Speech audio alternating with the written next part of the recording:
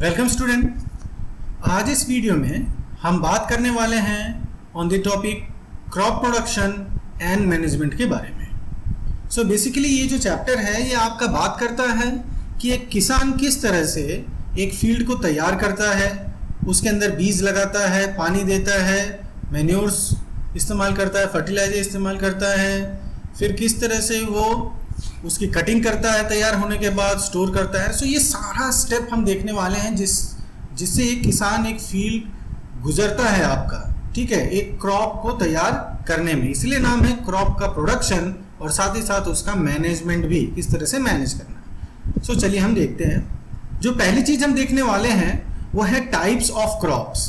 So basically आपके crops जो है ना दो टाइप के हैं, एक हो गया खरीफ, दूसरा हो गया रबी। जो खरीफ क्रॉप्स हैं वो रेनी सीजन में बोए जाते हैं, they are Son in rainy seasons, ठीक है, जो कि है इंडिया में बेसिकली फ्रॉम जून टू सितंबर, जहां पानी की मात्रा काफी होती है बरसात के कारण।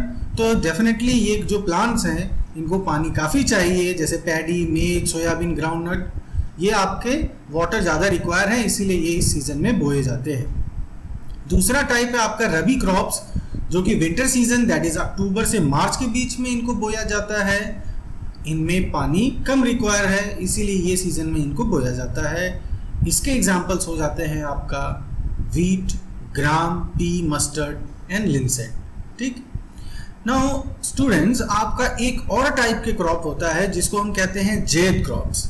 जो जेद क्रॉप्स है आपका वो मार्च एंड जून के महीने में, बिटवीन मार्च एंड जून के महीने में इसको बोया जाता है, या ऐसा कह सकते हैं इन दोनों के बीच में बोया जाता है, ठीक है। और इसमें आपका बेसिकली कुकुम्बर, पंपकिन, वाटरमेलन ये आते हैं। सो खरीफ हो गया, रबी हो गया और साथ में जैद भी हो गया, ठीक। चलिए नेक्स्ट स्टेप देखते हैं हम। आपका नेक्स्ट स्टेप है आपका फील्ड का प्रिपरेशन, ठीक है। अब आपको क्या बोना है वो आपने डिसाइड कर लिया सीजन के हिसाब से, अब फील्ड तैयार करना है। फील्ड तैयार करने को क्या कहते हैं? टिलिंग या प्लोइंग कहते हैं। The process of loosening and turning of soil that is known as ploughing या टिलिंग। ये कैसे किया जाता है? एक प्लो द्वारा किया जाता है, वुडन पार्ट रहता है और मेटल पार्ट रहता है, ठीक है। इससे क्या है, बेसिकली आपका सॉइल को ऐसे उठा दिया जाता है, ठीक है, टर्न कर दिया जाता है, इससे सॉइल लूज हो जाता है। लूज होने से फायदा क्या होगा?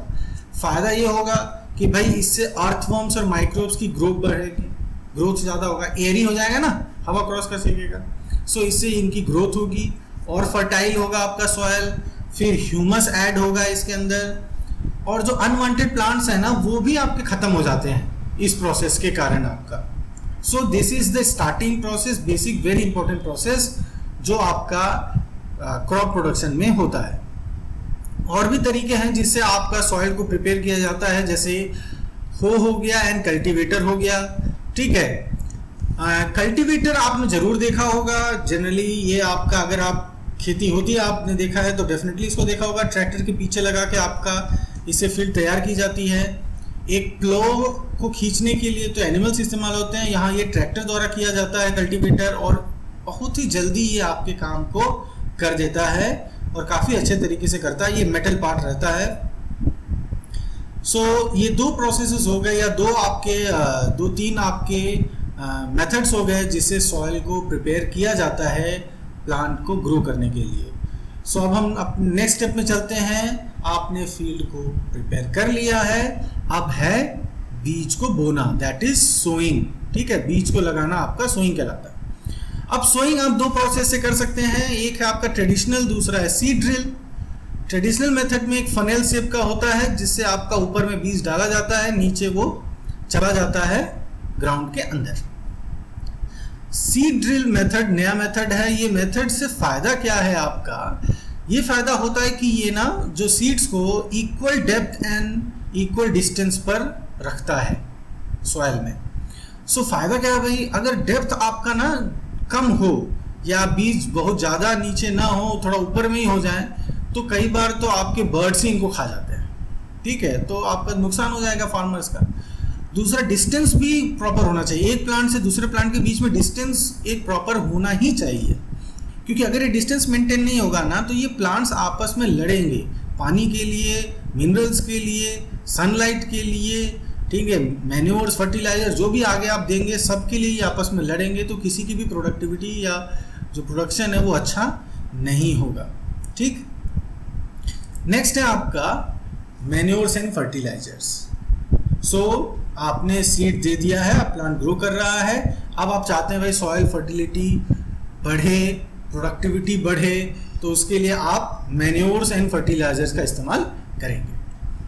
मैन्योर्स जो है वो नेचुरल सब्सटेंस होते हैं, फर्टिलाइजर्स मैन मेड होते हैं। बहुत ही बेसिक डिफरेंस है इनके बीच में। ये मैन मेड है, आपके एनिमल वेस्ट से बनते हैं, ठीक है, एनिमल प्लांट वेस्ट से बनेंगे। फर्टिलाइजर्स इनऑर्गेनिक सॉल्ट्स हैं, फैक्ट्रीज में बनाया जाता है। सो जो सेकंड पॉइंट आप देख रहे हैं, they are prepared in fields, घरों में अपने बना रहे हैं, घर के वहाँ पर जगह है वहाँ बना लेते हैं किसान, या फैक्ट्रीज में आपका फर्टिलाइजर्स को बनाया जाता है, इंडस्ट्रीज को बनाया जाता है, एक लार्ज स्केल में प्रिपेयर किया जाता है। डेफिनेटली मैन्योर्स आपका ऑर्गेनिक मटेरियल्स हैं या नेचुरल चीज़ों से बने हैं, तो ह्यूमस आपका प्रोवाइड करेंगे। फर्टिलाइजर्स जो ये काम नहीं करते because they are inorganic salts basically. अब ये जो मैन्योर्स है ना, ये न्यूट्रिएंट्स, जो नाइट्रोजन फॉस्फोरस वाले न्यूट्रिएंट्स है ना, इनसे ये इतने रिच नहीं होते, ठीक है, जो कि फर्टिलाइजर्स आपके होते हैं। नाइट्रोजन फॉस्फोरस पोटेशियम इसमें पाया जाता है आपका NPK, ठीक है, N for nitrogen, P for phosphorus and K for potassium. ठीक, नेक्स्ट हम देखते हैं आपका फील्ड तैयार हुआ, बीज बोया गया, बीज के बाद मैन्योर फर्टिलाइजर इस्तेमाल कर दिया। अब सब बेसिक चीज़ आपको क्या देना है, पानी देना है। भले आपका कोई क्रॉप को पानी कम चाहिए पर पानी चाहिए, ठीक है, and that supplying of water to the crop is known as irrigation. अब इरिगेशन के दो मेथड्स, पहला मेथड आप देख सकते हैं स्प्रिंकलर मेथड। स्प्रिंकलर मेथड में क्या देखिए, जैसे ऐसे एक पाइप है और ऐसे यहाँ पर एक परपेंडिकुलर ऐसे पाइप्स लगे होते हैं एक मेन पाइप के साथ में, ठीक है, परपेंडिकुलर पाइप्स हैं। तो ये परपेंडिकुलर पाइप में आपका क्या है, पानी जैसे ही जाता है ना, ये ऐसे ऐसे घूमने लगते हैं, रोटेटिंग नोजल ऐसे घूमने लगेगा, घूम के ये पानी को ऐसे फेंकेगा, चारों डायरेक्शन में से फेंकते रहेगा, ठीक है। ठीक है, main pipe under pressure with the help of pump. So पानी एक प्रेशर के साथ आ रहा है, तो ये पूरा आपका फैल जाता है, स्कैटर्ड हो जाता है पूरे फील्ड में। तो इसमें एक ही प्रॉब्लम है कि पानी वहाँ भी आप दे देते हैं जहाँ रिक्वायर नहीं है, जहाँ नहीं चाहिए, माने क्रॉप नहीं है, वहाँ भी पानी चला गया, तो एक तरह से वेस्ट है, पानी का वेस्टेज हो जाता है। सो ये तभी इस्तेमाल करना चाहिए जब आपके पास इनफ वाटर सप्लाई हो, ठीक है। नेक्स्ट हम देखेंगे आपका that is drip system. Drip system जो होता है आपका, उसमें पानी को आपके प्लांट के एकदम रूट्स तक पहुंचा दिया जाता है। सो ये सप्लाई से आया और यहाँ पर देखिए एक एक पाइप द्वारा रूट्स तक आपको पहुंचाया जा रहा है। So water is supply to the roots of the plant. फायदा क्या है, पानी का वेस्टेज नहीं होता, ठीक है, ये बहुत बड़ा फायदा है ऑफ ड्रिप। नाम ही है ड्रिप, ड्रिप का मतलब एक एक ड्रॉप ड्रॉप, थोड़ा थोड़ा करके पानी पहुंचा दिया जाता है। अब पानी आपने दे दिया है, नेक्स्ट आता है आपका वीड्स। वीड्स क्या है, अनवांटेड प्लांट्स हैं, ठीक है। कई बार क्रॉप ग्रो करते हैं, साथ में आपके कुछ अनवांटेड प्लांट्स भी आ जाते हैं। अब वो आपका सही नहीं है आपके क्रॉप के लिए, वो क्रॉप के साथ पानी के लिए, मिनरल के लिए, सनलाइट्स के लिए, न्यूट्रिएंट्स, सारे आपके फर्टिलाइजर, मैन्योर, सबके लिए वो लड़ेंगे, compete करेंगे, they will compete with the crop. उससे क्या होगा, प्रोडक्टिविटी डाउन हो जाएगी। सो इन्हें हटाना चाहिए। हटाने को क्या कहते हैं, weeding. The removal of weeds is called weeding. कैसे करते हैं, मैनुअली कर सकते हैं या सीड ड्रिल से भी हो जाते हैं। हमने देखा टिलिंग में भी थोड़ा बहुत हो जाते हैं, आपका काफ़ी हो जाएंगे वहाँ पे जब आप प्लोइंग करने वाले हैं। और कई बार आपको वीडीसाइड्स का भी इस्तेमाल करना पड़ता है। आप जैसे फील्ड प्रिपेयर हो गया है, बो दिया गया है, उसके बाद अगर आ जाए तब तो आप टिलिंग विलिंग नहीं कर सकते वहाँ पे, तो वहाँ मैनुअली आप खुरपी लगाने वाले हैं, यूज़ करने वाले हैं, या आप वीडीसाइड्स का इस्तेमाल करने वाले हैं। पर वीडीसाइड्स का इस्तेमाल आप करते समय सावधानी बरतना है, मास्क लगाना है, ग्लव्स लगाना है, क्योंकि ये केमिकल्स हार्मफुल होते हैं, इसको किसी तरह से इनहेल या कंज्यूम नहीं होना चाहिए, ठीक है। सो काफ़ी प्रिकॉशन के साथ इनका इस्तेमाल किया जाता है। जो नेक्स्ट स्टेप है आपका वो है हार्वेस्टिंग। सो आपका जो क्रॉप है वो तैयार हो गया, ठीक है, मैच्योर हो गया है, अब चाहते हैं कि भाई अब उसको हम यूज़ कर सकें, तो उसकी कटिंग को हम क्या कहते हैं, कटिंग ऑफ क्रॉप को कहते हैं harvesting, that is known as harvesting, ठीक है। और एक बार आपने उसे काटा, तो जैसे मैं गेहूं का एग्जांपल ले लूं, उसको काटते हैं तो मेन प्लांट रहता है, उसमें बीज रहते हैं। अब उसको सेपरेट करना है, हमें बीज को सेपरेट करना है बाकी हिस्सों से। तो this separation is known as threshing, है ना। ग्रेन सीड्स फ्रॉम चैफ का separation that is called threshing, thresher द्वारा किया जाता है। बीज जो थोड़े भारी होते हैं बाकी पार्ट से, तो वो करीब गिर जाते हैं उसमें, और भारी पार्ट सॉरी जो हल्के पार्ट होते हैं वो थोड़ा दूर चले जाते हैं हवा के साथ में। और एक ऐसा भी इंस्ट्रूमेंट है, मशीन है, जो आपका कटिंग और थ्रेसिंग सब कुछ एक साथ कर देता है, सेपरेशन एक साथ कर देता है, जिसका नाम है कंबाइन।